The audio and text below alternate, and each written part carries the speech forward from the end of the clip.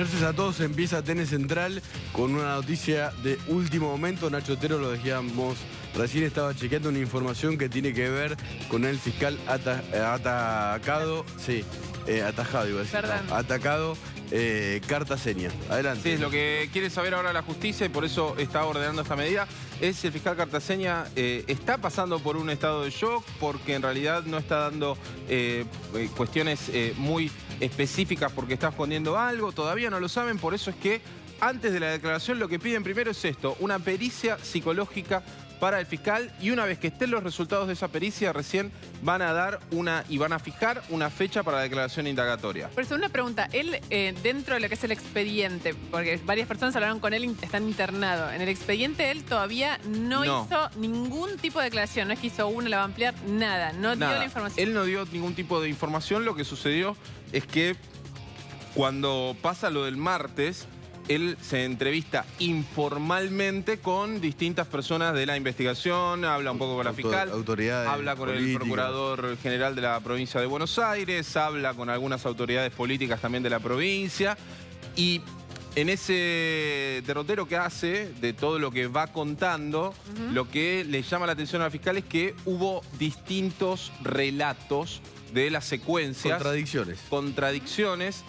Una fuente de la causa decía, bueno, en 3 días comentó 3 cronologías completamente distintas y por eso es que la Fiscalía, la Justicia, ordena esta pericia psicológica que generalmente suele ser algo de protocolo en estos casos, pero llamó la atención porque en muchos otros no ha sucedido. Claro, a ver, Nacho, lo que quiere saber la Justicia no es si está angustiada o en estado de shock, sino confirmar que está bien para ver si efectivamente declara, digamos, es una pericia que lo tiene él como sospechoso.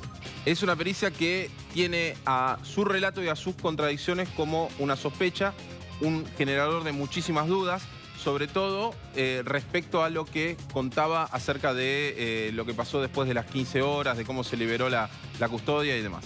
La Justicia quiere saber si los olvidos del fiscal Cartaseña fueron olvidos u olvidos selectivos.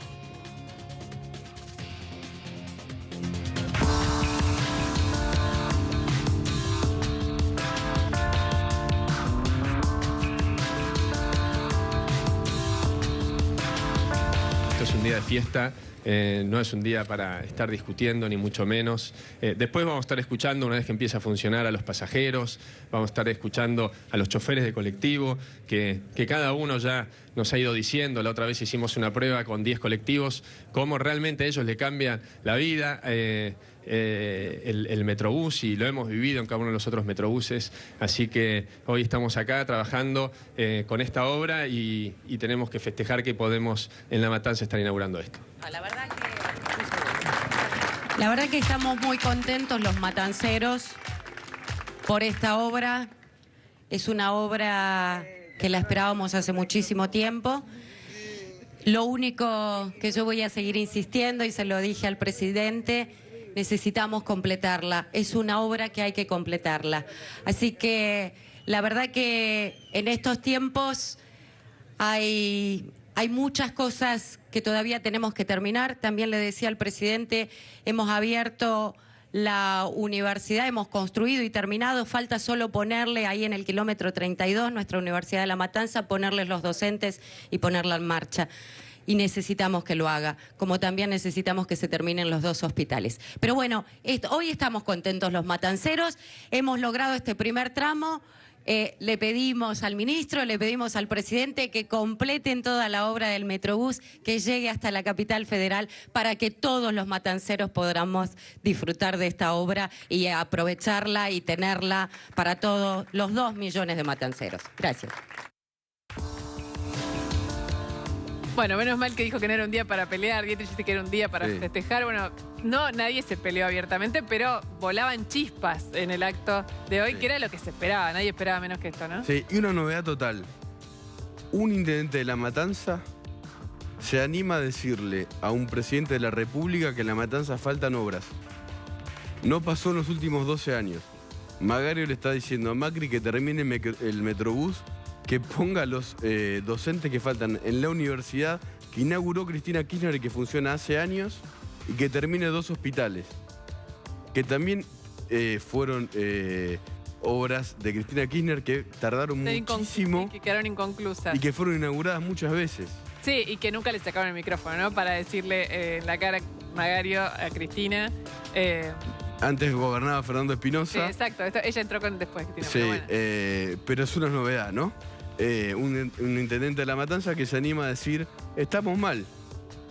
Empezó la campaña política con esto, ¿no? Magario tal vez sea la candidata del kirchnerismo, si Cristina Kirchner no lo es. Así es, y de los dos lados empezó la campaña porque Macri a la hora de agradecer le agradeció a mucha gente, no estaba Magario en el listado de los que nombró. Vamos a hablar con el ministro de Transporte, Guillermo Dietrich, que está en un móvil justamente para preguntarle. Yo lo veía al ministro sonreír nervioso, me pareció, cuando Magario le sacó el micrófono. ¿Cómo le va, Dietrich? Acá Nicolás Buñaski y Luciana Jauna. Hola Luciana, Nicolás, ¿cómo andan? Buenas noches. ¿Cómo le va? Sigue sonriendo. Yo estoy, sí, muy contento, muy movilizado. Fue uno de los mejores días desde que estoy hace una buena cantidad de años en lo público. Uno de los grandes días que voy a recordar toda mi vida. Hoy tuvimos una reunión a la tarde con el presidente dentro de nuestra reunión de seguimiento. Y el presidente decía también que se emocionó con el testimonio de los choferes de colectivo. Me fueron pasando reportes toda la tarde del Metrobús en La Matanza funcionando, impactante, la gente no lo puede creer. Y eso es lo importante, digamos. Todo lo demás va a quedar en la anécdota. El Metrobús en La Matanza que nunca se hizo, digamos, nunca se hizo un Metrobús en la provincia de Buenos Aires, excepto ese tramo que hicimos nosotros en Vicente López. Después de todas las discusiones, de todo lo que se dijo, hoy está funcionando. Empezamos la obra, la terminamos, haciendo lo que hay que hacer, que es lo que decimos, así de simple.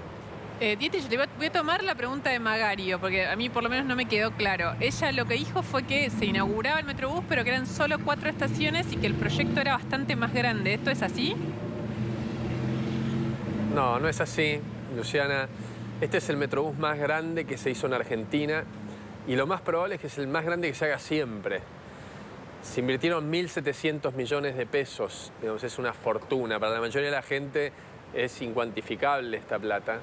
Son 16 kilómetros. Se pusieron 1.200 semáforos nuevos. Se pusieron 2.000 árboles. Metros y metros cuadrados de cemento y de metros cúbicos de hormigón. Se hicieron veredas, que no había veredas. Se hicieron rampas discapacitados. Se iluminó, vos ves una foto hoy aérea de La Matanza y lamentablemente gran parte de esa oscuridad, una luz muy tenue, y el Metrobús es una luz que encandila. Se capacitaron a 3.000 choferes de colectivos. La mayoría de la gente que usa ese Metrobús, 250.000 personas por día, lo usan dentro de La Matanza, van y vienen en La Matanza. Digamos, este es un Metrobús para la gente de La Matanza. A veces sí... le pasa a mis hijos también que siempre quieren más, ¿no? Y que uno le dice, mirá, disfrutemos lo que tenemos, porque las necesidades son enormes, no en La Matanza, en toda la provincia de Buenos Aires, porque hace décadas que en la provincia de Buenos Aires no se hace absolutamente nada. No solo no se hace Metrobús, no se hacen rutas, no se invierten los trenes, no se pavimentan calles. En la provincia de Buenos Aires, en el conurbano, hay 600 kilómetros de calle de tierra donde circulan colectivos todos los días, que circulan millones de personas. Este año estamos pavimentando 1/3 de esas calles. No se hizo en 20 años. 200 kilómetros. Nosotros estamos felices. Sí. 220 kilómetros de calles que estamos pavimentando en este momento. En La Matanza, en 3 de Febrero, en Pilar, en Quilmes, en el Almirante Brown, en casi todos los distritos de la provincia de Buenos Aires, del conurbano. A su vez, Nico, a eso le sumale 80 kilómetros de corredores viales que llamamos corredor vial para transporte público, la Ruta 8. No sé si han usado la Ruta 8 en el último tiempo, la que está paralela a la Panamericana. Sí, sí, claro. Hace 30 años que cada vez está peor, la estamos haciendo a nueva, totalmente a nueva, desde 3 de febrero hasta Pilar, son 30 y pico de kilómetros. Digamos, entonces, las necesidades en la provincia, la intendenta Magario plantea que quiere más, y está buenísimo que todos queramos más, pero también en Quilmes quiere el Metrobús, también San Martín quiere el Metrobús, en Almirante Brown, en La Plata, en casi todas las localidades. ¿Por qué? Porque no se hizo antes, lo decían ustedes, ¿no? Nunca antes nadie lo dijo en voz alta. Hay una diferencia grande también hoy, que hacemos las obras en los distritos independientemente del color político, sea La Matanza, sea Almirante Brown, sea Pilar, sea 3 de febrero, digamos, no nos fijamos quién gobierna, sino que estamos, el presidente Macri y su equipo, estamos gobernando para la gente, estamos haciendo las obras para la gente, y hoy hay cientos de miles de personas en La Matanza que sienten que se puede estar mejor y que le hemos devuelto la dignidad al uso del transporte público. Sí. Dietrich, estos 1.700 millones, ¿se podrían haber invertido, por ejemplo, en mejorar el ferrocarril, por ejemplo, que pasa también por ahí por La Ferrer y llega a Capital, que es otro modo también tal vez más moderno de mejorar el transporte público? No sé si es más moderno, es distinto. Responde a distintos viajes. El Belgrano Sur, que es el ferrocarril que circula por ahí, como bien decís, Nico, estamos haciendo 21 estaciones nuevas que inauguramos el próximo mes, si no me equivoco. Estamos cambiando todo el material rodante. Nuevas, estamos poniendo... ¿Están renovando 21 estaciones o están ampliando en 21 estaciones Renovando. Renovando. No, renovando es haciendo estaciones que estaban destruidas, haciéndolas nuevas. Estamos cambiando, poniendo todos trenes nuevos, pero lo más importante es que el Belgrano Sur, que no llega a Constitución, que llega a la estación Buenos Aires, por lo tanto es muy incómodo para la gente, pues llega ahí, se tiene que tomar un colectivo para ir a otro lugar, va a llegar a la estación Constitución. Estamos elevando el ferrocarril desde la estación Sáenz hasta Constitución, eso hace que desaparezca la barrera de Sáenz. Es la barrera con más cantidad de autos que tiene todo Buenos Aires. No va a haber más barrera, va a estar elevado. No va a haber ninguna barrera desde Estación Sáenz hasta Constitución. Eso hace que desaparezcan, no sé si 10, 15 o 20 barreras. Por lo que todos los millones de personas que viven en La Matanza, que durante las últimas décadas estuvieron totalmente abandonados porque solo es ir a La Matanza para ver cómo está La Matanza, hoy tienen un Metrobús, tienen totalmente hecho a nuevo los que circulan en auto, los 2 carriles de cada lado que se hicieron a nuevo, que se ensanchó. Hay semáforos, hay sendas peatonales. Digamos, en la ruta 3 en La Matanza no existía una senda peatonal. Hay rampas de discapacitados, hay veredas y a su vez hay un tren. Pero también el tren, en la estación González Catán, se conecta por un puente peatonal con el centro de transbordo que lo vamos a inaugurar en 3 meses, también totalmente nuevo que estamos haciendo. Por lo tanto, el cambio de lo que había a lo que hay es para muchos, como nos decía hoy la gente con la que venía en el colectivo con nosotros, algo que era impensable. Dietrich, le hago una pregunta. Recién mientras usted hablaba, la batalla estaba repartida con los carteles de Magario, que ya se habló bastante, donde decía: trabajamos en obras que nos cambian la vida a todos. Intendencia Verónica Magario, nuevo Metrobús. ¿Qué opina de la publicidad, de la propaganda que hace la intendenta de este nuevo Metrobús como una obra propia? Es una forma de hacer política. Yo creo que claramente la gente cada vez más quiere otra cosa, pero está en su derecho, de su distrito, puede poner carteles de que va a poner un cohete que vaya a Marte y puede hacer lo que le parezca. Yo creo que la gente lo que ve hoy es que hay un Metrobús que antes no había. El peronismo gobernó La Matanza durante, no sé, creo que casi los últimos 30 años. Desde 1987, el peronismo gobernó de 1987, el peronismo gobernó también de 1987 la provincia de Buenos Aires. Sí. Y la realidad es que esto nunca se hizo. Y hoy que está el presidente Macri, que está María Eugenia Vidal, se hace. Y eso siento que es lo que ve la gente. Pero de todas formas, lo que nosotros trabajamos es que para la gente viva mejor, no para ver si ganamos la próxima elección. Pero porque es para lo que nos eligió la gente. Dietrich tuvo un poco de chicana política. ¿Te parece? Sí, claro. Y ¿Por qué? Bueno, en Y principio le dieron Macri, la tarjeta SU. Macri no le agradeció, no la nombró directamente, nombró a Manuela. No nombró, sí. Nombró a todo el mundo por su nombre de pila. No se escuchó ningún Verónica en el discurso de Macri, tenía al lado. No. Fue raro el momento del micrófono entre usted y Magario Manuela. también. No sé cómo lo vio, usted se reía bastante, pero fue raro el momento del micrófono. Todos sonriendo, pero había ida y vuelta permanente. Mira, lo vi realmente muy natural. Fuimos en el colectivo con Verónica, charlamos cuando nos saludamos, cuando yo estuve en más de una reunión con ella. Estuvimos juntos en el acto, uno al lado del otro. Le di, como en su momento le di al presidente Macri, a María Eugenia, su sube personalizada. No lo sabe ella, se lo comento ahora, tiene un saldo de 100 pesos esa sube que pusimos para que la pueda usar. Sí. Y después en la conferencia... ¿Le creyó cuando dijo que ella ya tenía SUBE? Sí, le creo que tenía SUBE. Sí. Creo que como 9 millones de tarjetas SUBE, imagino que una, pero seguro no la tenía personalizada y está bueno tener su SUBE personalizada. No sé si ustedes tienen la SUBE personalizada, si no les mandamos la SUBE personalizada. No, la tramitamos nosotros. Una de las cosas importantes de la SUBE personalizada, que no es el caso ni de Verónica Magario ni de ustedes, es que para la tarifa social, que hay ya 3.300.000 tarjetas personalizadas con tarifa social, pero también si la perdés, recuperás el saldo. Pero no lo viví como una chicana de ella, ni mucho menos.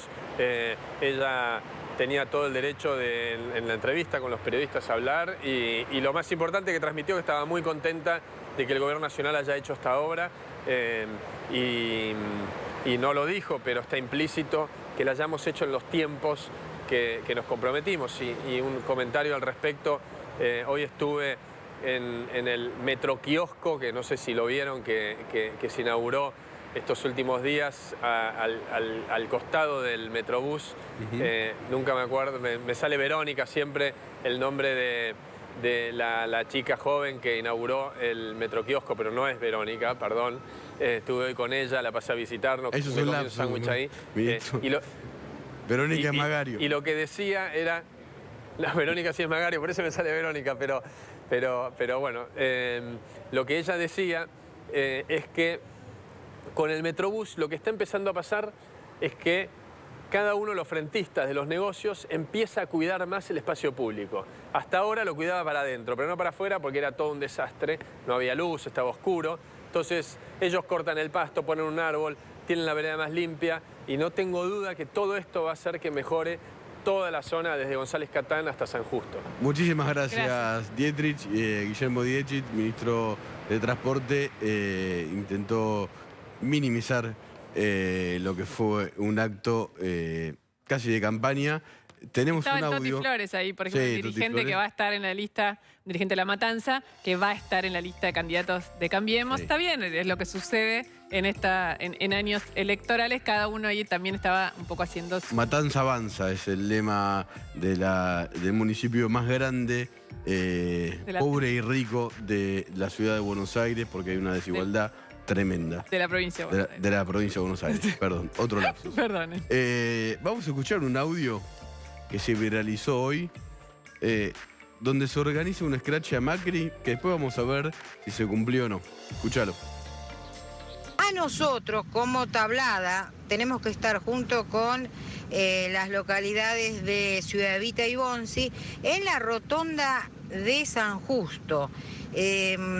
Alrededor de las 8:30 de la mañana, las cabezas visibles no, mandar compañeros con carteles, cartulinas hechos caseramente como si fueran vecinos, con distintas consignas, Macri igual hambre, mi bus era más largo, porque realmente se acortó, era del 32 hasta la y sin embargo se hizo más corto, todo lo que quieran ponerle en contra de este hombre. Que no vengan las caras visibles, porque la idea, como esto, donde él va a estar y donde las cámaras van a estar, que son fieles a él, es en el fondo, donde él está, nosotros lo que tenemos que hacer es llevar a algún compañero que tenga un buen teléfono, que se escuche y filme bien y filmar todo la protesta nuestra como si fuéramos vecinos, ¿sí? Y después les voy a pasar un teléfono, que es el de Barrera, que es el que se lo tenemos que estar pasando, para que él, seguramente, no sé con qué medio, debe ser con Ceci Cohen, o no sé con qué canal, van a pasarlo en otros horarios que no sean justo cuando viene Macri acá, sino será a la noche, con que realmente Matanza no estuvo de acuerdo con esto de que haya bajado este hombre y se haya inaugurado de la forma que se inauguró mi bus, ¿sí? Bueno, varias cosas a decir sobre este audio, que nosotros, los periodistas sobre todo, somos muy cautos con los audios viralizados para, digamos, es difícil determinar su veracidad o no, pero ¿qué pasa? Ella acá da un montón de indicaciones. Está bien, habla de que los carteles tienen que ser de cartulina, tienen que ser caseros como si fueran de vecinos. Habla de una logística muy particular, que es como que lleven celular. No, primero sabe todo lo que va a pasar, paso por paso del acto. Pero después que esta cosa de que lleven celulares como si estuvieran protestando contra Macri, en realidad a lo mejor están en un lugar que Macri no está, pero lo graban y después se lo mandan a Barreda, creo que es el apellido que dice. Es un, digamos, no sabemos si es él, se trata de él, esto habrá que chequearlo, todo esto hay que irlo siguiendo, pero hay un senador de la provincia de Buenos Aires, del Frente para la Victoria, que justo tiene ese mismo apellido. Y ella dice, entre los modos de confeccionar estos carteles caseros de cartulina hechos como si fueran vecinos, algunas consignas, como por ejemplo, Macri hambre. Bueno, te vamos a mostrar en porque uno podría pensar que esto no es cierto. ¿Pasó o no pasó? ¿Pasó o no pasó? Mirá lo que tuiteó Luis Delía hoy Luis Delía. A la tarde. Nada más ni nada menos. Tremendo scratch en la matanza a Mauricio Macri. Y fíjate, yo no sé si se va a llegar a ver, porque las fotos de tweet no tienen mucha resolución, pero ese cartelito amarillo que ven que sobresale ahí va la Macri hambre. Justo lo que... Justo, cartulina, hecho como si fuera vecino, caserito, y con la consigna Macri hambre, tuiteado por Luis Delía. O sea, diciendo tremendo scratch. Sí, que tremendo, pero realmente no fue... O sea, aún si ese cartel estaba en el momento que estaba Macri, dista de ser un tremendo scratch lo que se está viendo ahí. Pero bueno, en principio... Un tremendo scratch donde él no estuvo, porque él es de La Matanza, ¿no? Sí, también es cierto. En principio, eso fue lo que pasó. Se viralizó el audio y cuando fuimos a cotejar las indicaciones que ella daba con la realidad, bueno, encontramos que casi que sucedió. Sí. Y hay que verlo de... No es solo la única evidencia, digamos, ¿no? Hay otras... Sí, claro. Pero bueno, esta la hizo pública Luis Delía, que forma parte de este nuevo aparato de propaganda que tiene el ex gobierno acá, que ya no es más de grandes medios, sino en las redes sociales. Está bien, la batalla moderna. El relatito. El relatito.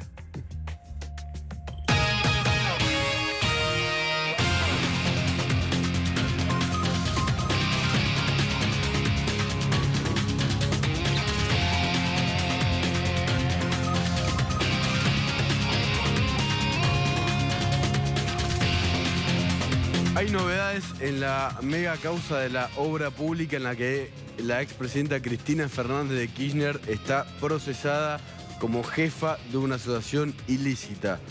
Declaró un arrepentido de la obra pública acá. Hasta ahora no había pasado. Había indicios suficientes para procesarla. La causa la instruye el fiscal Gerardo Policita, el juez es Julián Ercolini. Más allá de los procedimientos, se sigue trabajando en el tema, sigue habiendo gente que es llamada a indagatoria y esta vez hubo una sorpresa. Declaró Jorge Gregorati en la causa, es asesor todavía de la Administración Nacional de Vialidad Nacional, el organismo por el que pasaron 46.000 millones de pesos a la actualidad para obras de Lázaro Báez solamente en la provincia de Santa Cruz. Gregorati es el primer exfuncionario acá que declara lo que vamos a leer ahora. Lázaro Báez iba a Vialidad Nacional. ¿José López se preocupaba por las obras de Lázaro Báez? Sí. Acá estamos viendo la declaración de Gregorati. Dice que en particular López, José, el lanzador de bolsos que está preso en el penal de Seiza, lo llamaba por una obra específica para que prepare un informe o para hablar de las obras en general, y aclara, el arrepentido, que siempre no era una conversación de lo más cordial, porque era la forma que tenía López para manejarse con todas las personas. El poder ya se le ha ido a López y López ya no se maneja así con sus compañeros de pabellones de Seiza. Dice que por estas cuestiones lo que a veces pasaba es que la comunicación terminaba con un corte abrupto o una sugerencia de parte del compareciente de que hable con su superior, es decir, con el administrador general. Le tiraba por la cabeza las quinetas, digamos. Habla vos con tu jefe, le decía López a este asesor, ¿no? En relación a Fredes, que es un personaje clave en esta causa, ya se va a saber por qué, dice que lo único que le solicitaba era la situación de pago de las mismas empresas de las cuales en la actualidad toma conocimiento el arrepentido, se vinculan al Grupo Austral y que se movieran o agilizaran en diferentes expedientes de pago de esas firmas. O sea, López y Fredes le pedían al arrepentido, y lo admite, asesor de la Administración Nacional de Vialidad Nacional, que apure, que le pedían que apurara los pagos a las empresas de Báez, que en la declaración él mismo admite que muchas veces no estaban en término o no tenían el cumplimiento que debían tener. Y acá es cuando habla de Lázaro Báez. Hasta ahora, yo te hablar un montón de la obra pública, de Lázaro, de José López. Nunca había pasado que un funcionario de Vialidad Nacional admita lo que nosotros venimos contando por el relato de Fuentes. Dice el arrepentido Gregorati, que en relación a Báez, dice que lo conoció personalmente a fines del 2015, porque Báez estaba en la sala de espera de Vialidad Nacional y le hizo saber de los problemas que tenía para cobrar la deuda que tenía con Vialidad, con sus empresas. Esto es porque ya al final del gobierno se había peleado Báez con Cristina Kirchner. Que en esa oportunidad Báez le dijo textualmente lo siguiente: esto yo lo tengo que hablar para arriba. Para arriba debido Cristina. Y dice que en el expediente que se encontraba en su gerencia le pidió que se podía agilizar. En el último año, dice el arrepentido, esto se habrá dado una vez por mes. Siempre Báez lo llamaba y no viceversa.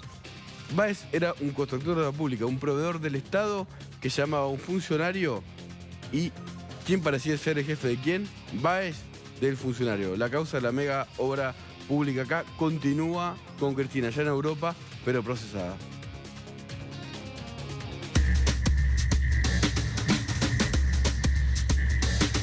Estamos acá con Rodri Alegre porque es un tema que Rodri viene hablando acá en el Central desde hace tiempo ya, sobre todo desde que empezó el año, que es la cifra dramática, o sea, el dramático crecimiento de las cifras de secuestros express en Ciudad de Buenos Aires y conurbano. También en otros puntos del país, pero sobre todo ahí donde las tasas se dispararon en lo que va del 2017, ¿no, Rodri? Claro, son 5 meses, bueno, ahora arranca recién mayo, pero digo, las estadísticas están hablando de un incremento bastante pronunciado de secuestros extorsivos, sobre todo en Capital Federal y en conurbano bonaerense. Y la mayoría distingue como dos lugares. La zona sur, digamos, te diría Lomas de Zamora, digamos, Quilmes, Berazategui, y el corredor oeste, Morón, Merlo, Hurlingham, Moreno, ahora, toda la autopista del oeste como los dos lugares, y una particularidad que es el crecimiento en Capital Federal, donde en el último mes, en el mes de abril, hubo 8 secuestros extorsivos, que para los índices de la Capital Federal es muchísimo. Y hasta para la escala de la capital, digamos, es grande, es una ciudad enorme, obviamente, pero es mucho, es realmente una tasa muy alta. Y en Capital hay zonas en particular que sean las que tienen mayor incidencia de secuestros, o en Capital puede ser en cualquier lado. No, puede ser en cualquier lado. Lo que está pasando es que muchas veces lo que eligen es Capital Federal para concretar el pago y liberar a la víctima por la cercanía directamente con la provincia. Es decir, digamos, la General Paz, a la altura de Beiró. Por ejemplo, en el mes de febrero hubo 3 casos que terminaron ahí, perdón, en el mes de enero, que terminaron en esa zona, en marzo también. Hace poco estuvimos acá al aire con Ron Caglia, el jefe de la Policía Federal, que también marcaba que iba a ser un operativo para saturar esta situación. Hoy temprano se conoció un informe de la unidad de fiscales que investiga secuestros extorsivos, que es la UFESE, que dice que hay un secuestro cada 30 horas. Hoy estuvimos con un fiscal federal, que es Sebastián Basso, que dice directamente que hay un incremento de los secuestros extorsivos y que lo peor quizá le toca a la fiscalía de él, que es el corredor oeste. Si te parece, lo escuchamos. Dale, claro. Nada, ahí tengo ya un poquito más de 200.000 pesos. A decir que hoy me voy a comprar el auto, pero como me tomé un par de bártulos, nada. Desde el año 2012 hasta la fecha estamos advirtiendo que la modalidad del secuestro extorsivo y especialmente el secuestro expreso, secuestro relámpago, es una modalidad delictiva que se ha incrementado mucho. ¿Hay un área específica donde se incrementa, digo, en el interior de la provincia de Buenos Aires, en el conurbano, en la capital federal? Se ha visto básicamente en zonas urbanas y específicamente en la zona donde tengo jurisdicción, lo que se denomina el corredor del oeste, es decir, la autopista del oeste y todas las localidades aledañas, se ha visto como un incremento importante. También en la zona sur se ha visto también un incremento. En el mes de marzo, en la zona oeste, que es la que me toca por jurisdicción, tuve 13 casos denunciados de secuestros extorsivos. ¿Y cuáles son las características de este tipo de secuestros? La mayoría de ellos son secuestros muy cortitos, se llaman express, donde la modalidad es de personas que se trasladan en vehículos y toman a las víctimas que habitualmente están en un vehículo y las privan de la libertad y después se las llevan a recorrer en el mismo vehículo de la víctima o los vehículos de los secuestradores, y mientras tienen a la persona cautiva en el auto van haciendo llamados extorsivos a las familiares, muy violentos e intimidatorios, para así pedir grandes sumas de dinero. ¿Para el lado de qué? Para el lado de atrás, para el lado del no, llamá a un amigo, te presta 20.000 pesos más, dale. Estás haciendo relarga, amor, está haciendo 80, hace como una hora, loco, hace una hora estamos esperando. Casi 1.000 pesos ahora. En 20 minutos te llamamos, queremos 100.000 pesos ahora, ¿está? Corte y fuera, chao, 100.000, ahora son 100.000. Aquí nosotros tenemos dos tipos de bandas. Hay bandas de delincuentes ya profesionales que tienen una logística y hacen inteligencia previa, es decir, seleccionan quién es la víctima y acá piden rescates muy importantes porque saben quién es la víctima. Y después tenemos un montón de otras bandas que pueden ser formadas por jóvenes, incluso menores de edad, o por personas mayores, que son delincuentes sin ningún tipo de preparación, que hacen secuestros, así lo que se denomina el voleo, es decir, no tienen una inteligencia previa y van a sacar el rescate de lo que puedan conseguir esa noche. ¿Hay bandas de secuestradores de menores de edad? Hemos tenido casos de menores de 15 años que se dedicaban a hacer este tipo de hechos, que fueron detenidos. Y bueno, en algunos casos por las leyes argentinas tuvieron que, no prosperó el caso, sin perjuicio que se lo puso a disposición del juez de menores para que tomen las medidas correspondientes. Sí estamos viendo que las bandas a veces tenemos 3, 4 personas, pero por ahí quedan 2 prófugos que rápidamente se reciclan y con otras personas forman nuevas bandas. Pero en general la actuación, una vez que se los identifica y se los detiene, se los lleva a juicio y las penas que se aplican son por lo general muy altas. A mí cada vez que hablamos de esto te juro que me quedo mal. Me parece esto es como de los peores delitos de inseguridad que nos pueden tocar, porque es mucha violencia junta, no es, va más allá del robo, de la plata, de todo, es el trauma. Es muy, muy grande de que te secuestren, que no sepas si vas a vivir, que te ataquen, que aparte que sea esta manera, que son bandas completamente sanguinarias, que están dispuestas a todo. Hay un dato que agregaba recién el fiscal Vaso, y es que hay bandas de chicos de 15 años. Sí. Y que vos ahí, la justicia, queda en la justicia civil o en un juez de menores, digamos. Y esa persona tranquilamente puede volver a delinquir. Y lo hacen a propósito esto. Yo no me olvido más lo que dijo el jefe de la Policía Federal, que dijo, lo organizan como un partido de fútbol. O sea, son infinitas la cantidad de potenciales jugadores, se cae uno porque lo detienen o lo que sea, por WhatsApp llaman a otro y se hace. Es muy... Esto genera una sensación de muchísima vulnerabilidad. Marzo terminó con 27, abril con 20. Bajaron, pero bueno... Hay estadísticas. Claro, sí, hay números, ¿no? Sí, pero marzo 27, abril con 20 y bueno, hay que ver en mayo. Sí, el presidente de la República fue secuestrado en su momento, le afectó obviamente mucho y sabe muy bien de qué se habla cuando se habla de secuestros. Ojalá se solucione, ¿no? Gracias, Rodrigo. Ustedes. Seguimos ya en TN Central con la polémica por el 2x1, el fallo de la Corte que va a beneficiar a represores de la última dictadura. Vamos a hablar con Franco Mercuriali y con una autoridad de la Iglesia Católica importante, Monseñor Lozano. Chao. Después de la pausa.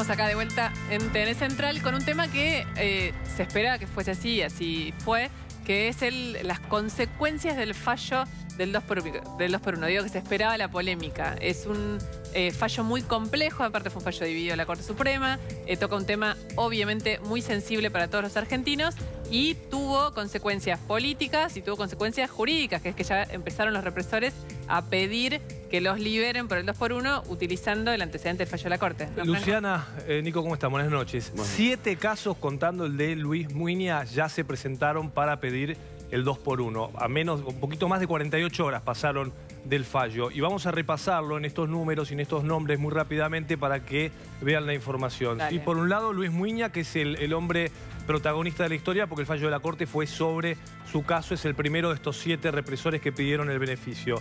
Después, seguía la siguiente. Mientras yo hago una aclaración, por ahí para que se vaya sabiendo después, por la semana que viene podemos hacer el universo exacto de cuántos están incluidos en esto. Si un represor tiene una condena a reclusión perpetua, por más que haya tenido muchos años en prisión preventiva, no le sirve el 2x1, no es que por eso va a perder y hay otra historia, ahí lo estamos pasando.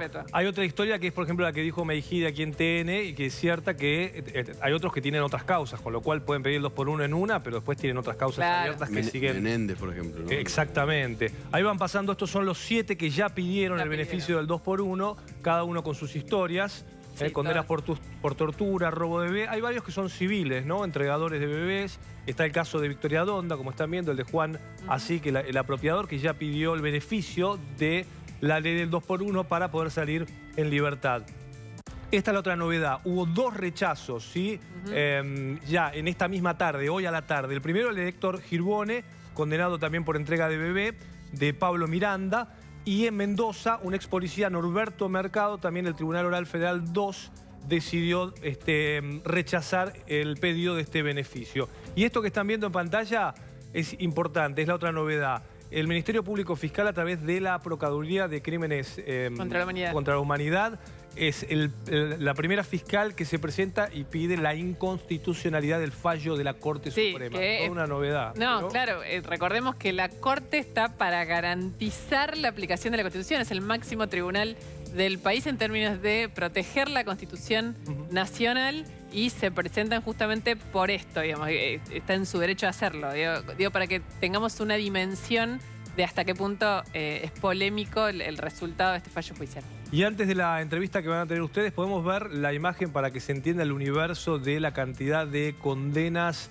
y de procesos. Mira, este es el total de imputados, son 2.780. Vamos a lo más simple para que no sea engorroso. 794 son procesados, 750 son condenados de este universo de 2.780 imputados. Y el resto está dentro del...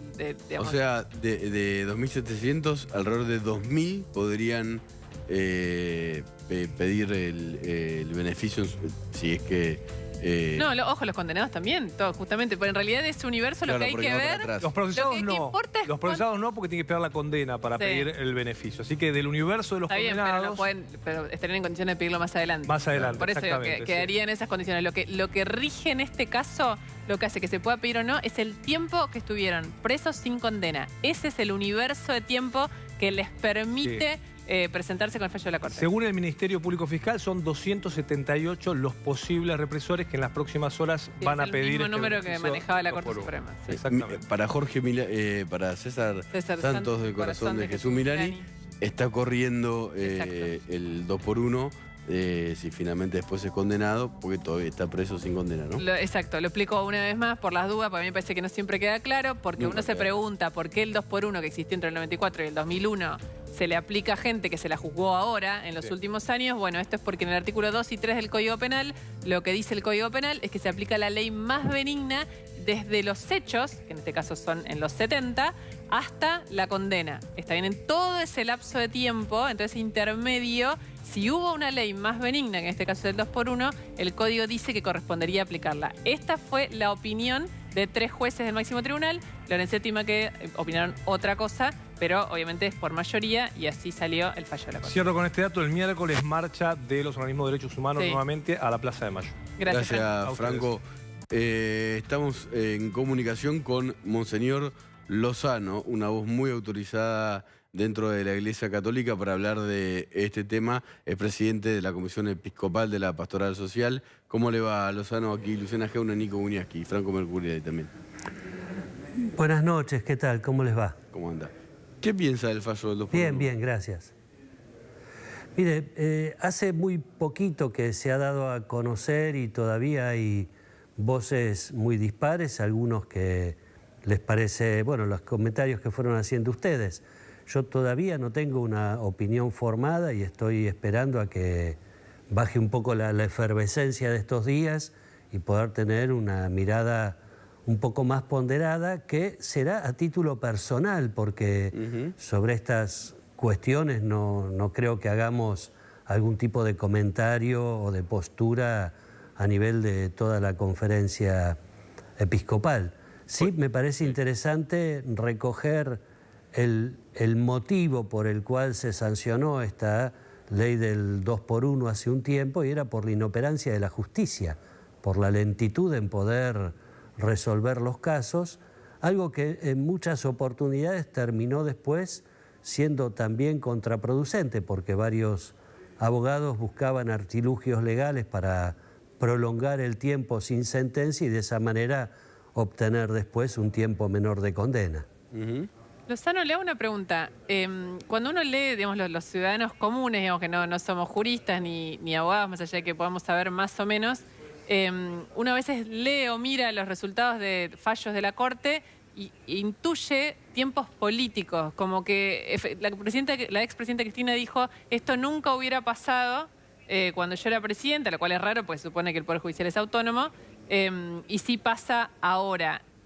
Más allá de su frase, lo cierto es que efectivamente cuesta pensar que la Corte anterior hubiera hecho esto y esta Corte sí lo está haciendo, porque está aparte fallando sobre muchos temas de derechos humanos que estaban pendientes.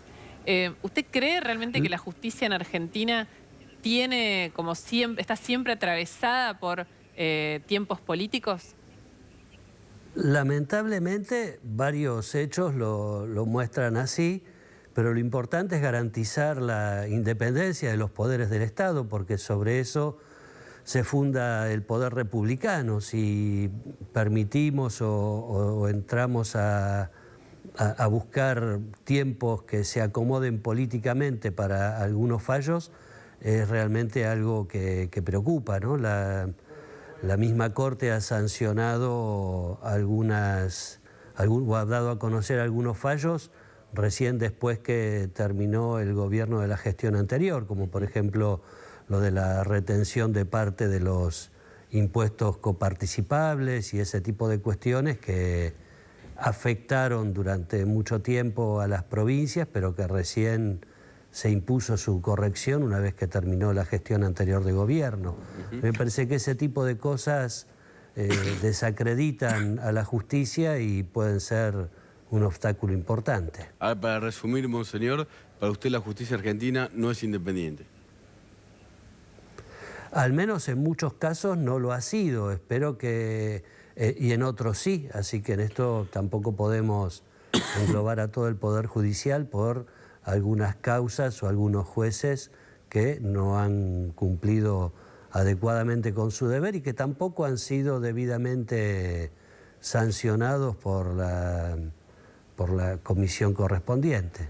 Lozano, le hago una pregunta, más allá de lo jurídico. ¿Qué le diría usted hoy a todos los argentinos, pero en particular a los que fueron víctimas de la dictadura frente a este fallo judicial? ¿Qué les daría? Porque hay mucho desaliento. ¿Qué les diría? ¿Cómo seguir? A mí me parece que lo importante es fortalecer la confianza en los poderes de la democracia, y si hay algunas de estos fallos que no son procedentes, seguir el camino de la vía judicial, como ustedes comentaban recién, de este pedido de declaración de inconstitucionalidad, o acudir a los mecanismos que prevé la Constitución y las instituciones de la democracia, como es el Consejo de la Magistratura o las cámaras legislativas. Monseñor, le hago una última pregunta, se nos termina el programa. ¿Organismos de derechos humanos vinculan a la Iglesia con este fallo de la Corte. Dicen, por ejemplo, que este llamado a la reconciliación entre hijos de represores y víctimas de la represión ilegal tendría que ver con una especie de creación de clima para que finalmente este fallo salga como salió. ¿Esto usted acepta que es así, no? No, de ninguna manera, porque el tema que nosotros estuvimos abordando esta semana recién se hizo público el día lunes o martes y estos fallos se vienen preparando desde hace mucho tiempo. Y por otro, tampoco es cierto que nosotros estemos propiciando algún tipo de mesa de diálogo entre represores y víctimas del terrorismo de Estado. Lo que hemos hecho en estos días es conversar acerca de algunos testimonios que vinieron a darnos y nosotros como obispos, algunos en aquel tiempo éramos jóvenes seminaristas o sacerdotes que recién empezaban como curas y otros que eran adolescentes o niños, así que buscamos compartir entre nosotros dónde estábamos, qué era lo que estábamos haciendo en aquel tiempo, de qué manera fue cada uno o su familia o sus amigos también afectados por el terrorismo de Estado, así que no tiene vinculación una cosa con la otra. Le agradecemos mucho la comunicación, Jorge Lozano, presidente de la Comisión Episcopal de la Pastoral Social. Gracias, monseñor. Muchas gracias y un saludo. Hasta luego. Gracias. Un dato más, antes de irnos a la pausa, importante, porque recién hablamos del caso de Milani. Ojo, la ley del 2x1 aplica después de 2 años de prisión preventiva. O sea que si Milani sigue preso y condena después de 2 años, ahí en cada día de los adicionales es la razón por la cual él podría pedir que le apliquen esa ley. Lo aclaramos por las dudas. Vamos a una pausa, pero quédate porque de vuelta arde Santa Cruz.